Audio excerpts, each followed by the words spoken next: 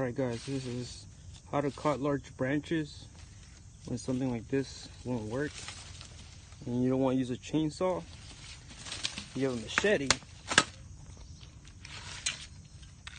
What you do is you whack it like this, whack it like this, keep whacking it back and forth on angles, and that's how you cut a large branch if you don't have a chainsaw.